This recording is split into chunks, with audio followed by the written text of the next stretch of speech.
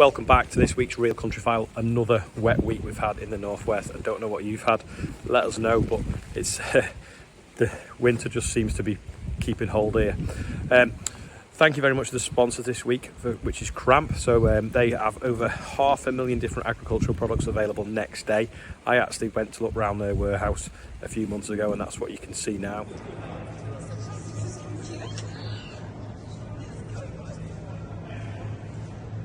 Huge.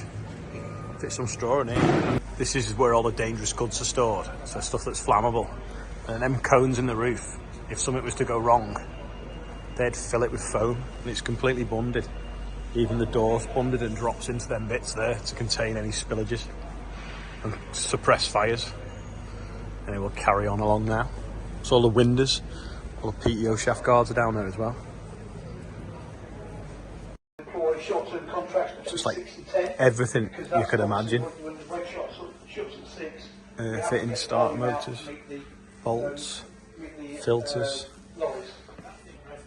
2-inch taps, pull cord, PTO shaft guards, metal pipes, file handles for chainsaws, lifting straps. It's absolutely huge. They also do workshop racking. I've got some in my workshop and it is really easy to use. So we'll have a quick look at that in a minute. Well, they're doing a lottery at the moment, so there's going to be 7 winners that will win credit on their account. So there's a QR code on the screen now, and also links below the video if you want to do that. So big thanks to them for sponsoring this week's episode. Anyway, coming up, we're going to be looking at a new farmers union, and Angela's going to be at Dairy Tech.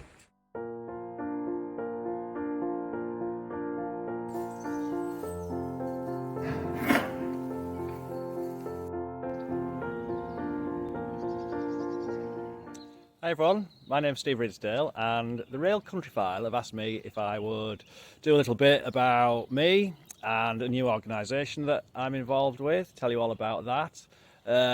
So first of all, the farm, with 260 acres, we are in East Yorkshire, we're in the Vale of York, so it's very, very, very, very flat. We're probably only about half a metre difference in height above sea level across our whole farm, and we're about 10 to 11 metres above sea level.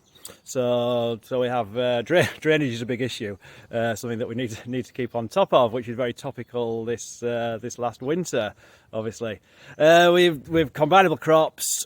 We have dairy heifers on bread and breakfast, about 150 to 160 of those for a farmer in the next parish, so all the straws cycling through them and back as FYM onto the cereal crops. So that sort of works quite well. As you can see, we're stood outside the grain store, and that's where the story begins, really, of the organisation that I'm involved with, called the British Farming Union, or the BFU for short.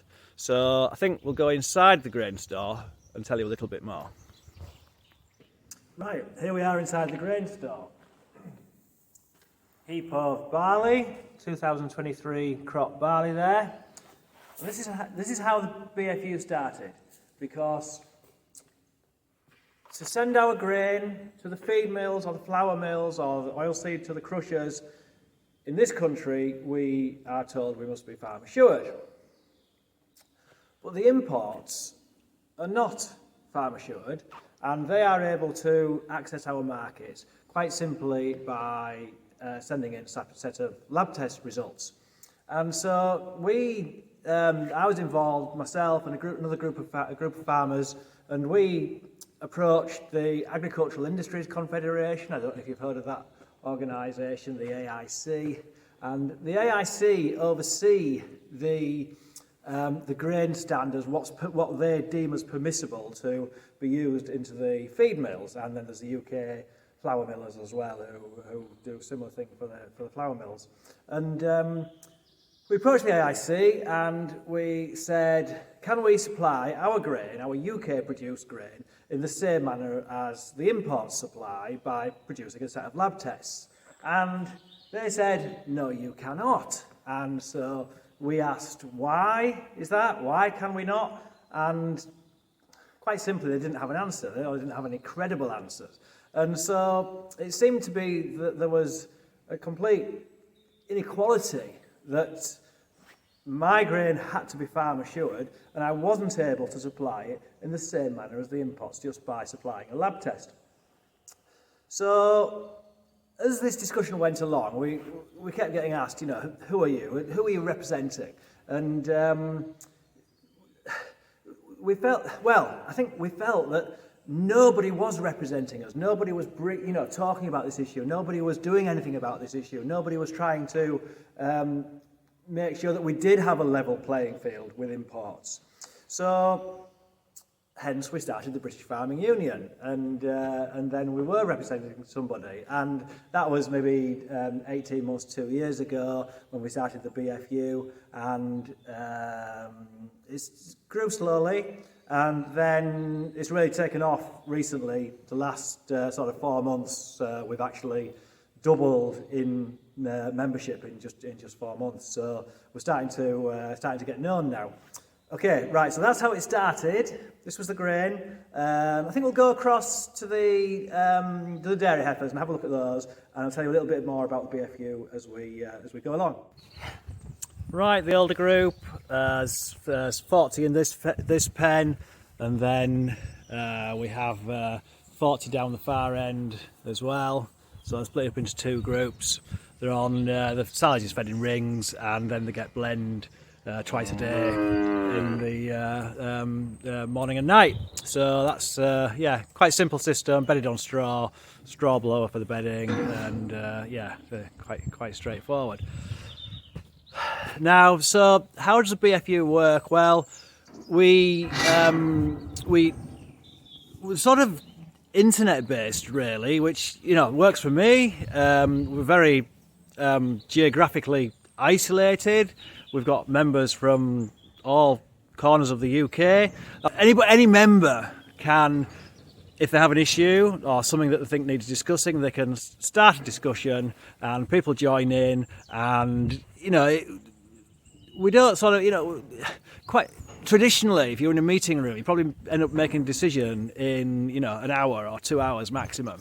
And with the way the discussions work on the internet, we can get different people's points of view over some length of time, over a couple of weeks, and we can all read those points of view, and it forms, as time goes on, the opinion in your mind might change because of what someone said, and I think you get to a better conclusion over that period of time. So a member can start a discussion, and if it looks like there is an issue there and we should do something about it, then that member can, or a small group of members can then take the findings of that discussion and present them to the, just like, well, I say present them, they could, at the end of the discussion, they could say to the steering committee, we think this should be done, and the steering committee will look at it, and then we will, either the steering committee or that member and a little bubble of members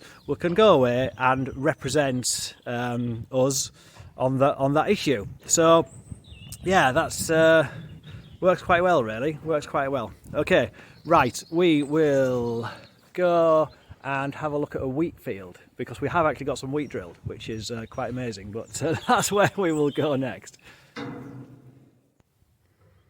Right, here we are. Yes, we got some wheat drilled in autumn 23, which was tricky for everybody. Absolutely awful, wasn't it? Awful autumn.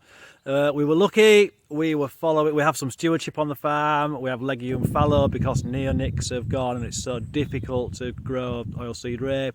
Basically, we've replaced our break crops with legume fallow in the arable side of things, and that was coming out at this time in autumn 23, and that's the first wheat was going in behind the legume fallow, and my word, are we glad that was the situation, because there was some grass in the seed mix as well, and the soil was just it was just that much little bit drier than it would be if we were following a stubble.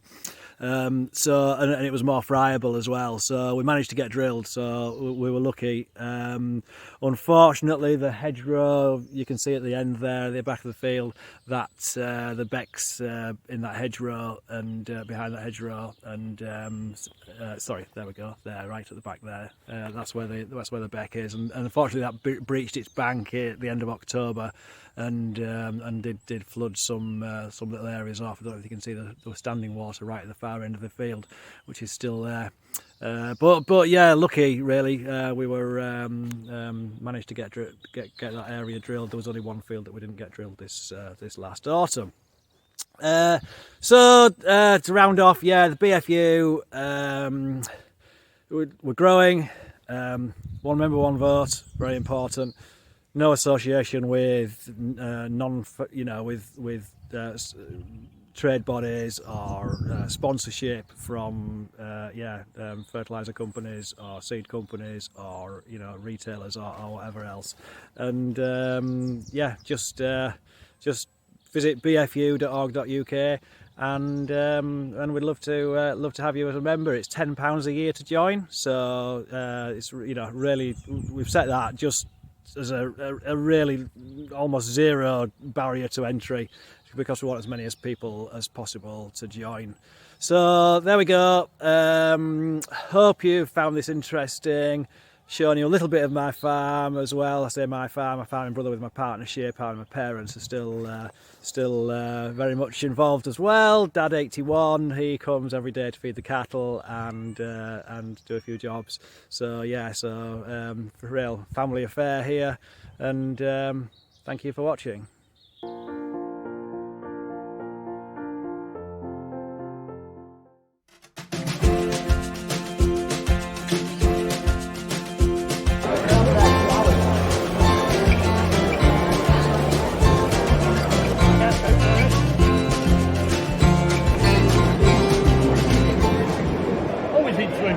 Always to step up and move up and see how the market's going. Big things with carbon footprint, energy inputs in our industry, and the amount of returns. We can't do a lot about those sometimes, but what we can do is our input costs and our input work and efficiency really. It's good to see a lot of farming practical people on this. Just having those conversations, isn't it? Yeah, 100%. And I'm probably a bit different than Dad. You always go to these shows with a bit of an open mind and see what's there. Sometimes you don't take anything back. We literally walked around for about an hour, and the two people we walked into really interested. Completely nothing else. I was more looking at automation, how I could automate the farm a little bit. But the solar's really cool. We spoke to about 2 or 3 people about solar and how we can save a lot of money in our energy bill and our export. And we're only getting paid 1p. Some person said I can get you at least 12. So we could get like 12 times more than we're getting at the moment. So if anything, we've walked away from that. Well, let's hope today has been a very profitable start for you. Fingers crossed. The future. The real interest we've seen in cow kennels is from people that want to produce cheap milk from grass, low input systems, to hopefully be more profitable. And they seem to be farmers that's making money at the moment, those systems. But money is tight, and they are careful to, with spending money. They can spend money on repairs, where they will do, if they need it, it has to be done. They find the money one way or another to do that. But there is no spare money to do jobs that they don't like to do, the wish list jobs and things. We'd like to replace that or do that. That money isn't there. Farmers, they always moan when there's no money. We farmers protest and there's no money throughout my working life. 50 years I've been working now this year. Farmers always moan in a recession. But when farmers are making money, it gets reinvested in the rural community, in the farm, which consequently goes back to the rural community because they update machines, vehicles, tractors, buildings, anything. If it needs replacing and farmers are making money, they will replace it, they will update it. That is one thing about farmers. When they are making money, the rural community, the public in general, do benefit because it goes back into other people's pockets. a lot of business, if they're making money, they take it out and they scream when they aren't making money. So farmers are good at recycling money into the community where the public will benefit more as a whole. And strange thing, when you watch grant monies and you sit back and look over the period of years, the grant monies always seem to end up back in the big corporations' pockets. The grant monies are given out for supposedly to farmers, but they have to spend it back in something else that benefits the global corporation. I remember after foot and mouth, the Rural Recovery Fund, the government said they put a lot of money into the Rural Recovery Fund in Ribble Valley, with a load of farmers all submitted planning applications to the council. And I was sat on planning committee then, and they were virtually all refused because they were completely against the policy for the countryside. They didn't suit the policy. But the farmers had to pay the planning fee, submit the application. The consultant's fee got paid by the grant for the Rural Recovery Fund. So they had all the money, but the farmers finished up out of pocket. And yet the government was saying we put all this money into the Rural Recovery Fund. But it didn't get into farmers' pockets, so very little ever did. We were here last year. This is our second year at the show. We were here last year, of course, off the back of a really high milk price, and this year milk prices are down. So it's not quite as buoyant and optimistic as it was last year.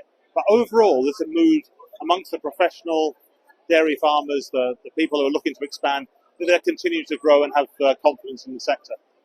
And I'd say particularly those who have succession, younger sons and daughters coming up behind them who actually want to get into the business, and they're making investments with a view to ensuring that business is both financially and from a farming point of view sustainable and able to continue going to the future. He's just got a case of Digi.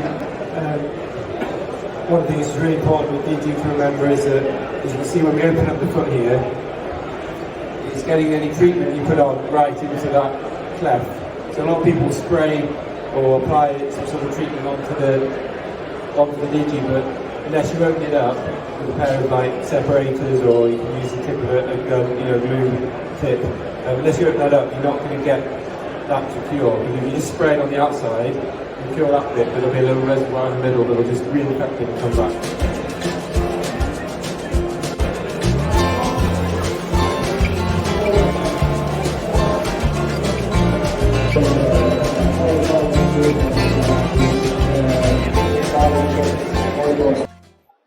Well, that's it from Dairy Tech today. I've had a great day, spoken to loads of people, but now I'm off home with my balloon. So thanks, Angela. Don't forget, check out the CRAMP grant scheme. The link's below.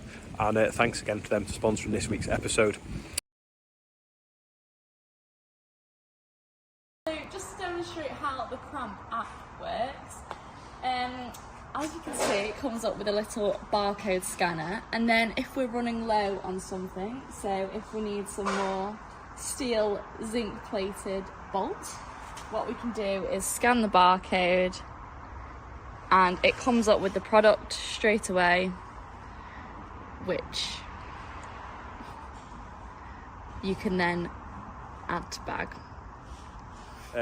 Let us know in the comments whether you've had any rain. It's absolutely chucking it down here. I'm actually over in Saddleworth at the moment at Charlotte's mum and dad's. But yeah, let us know in the comments if you had a dry week or a wet week, and when's this rain going to stop? Does anybody know? Anyway, thanks for watching, and we'll see you next time.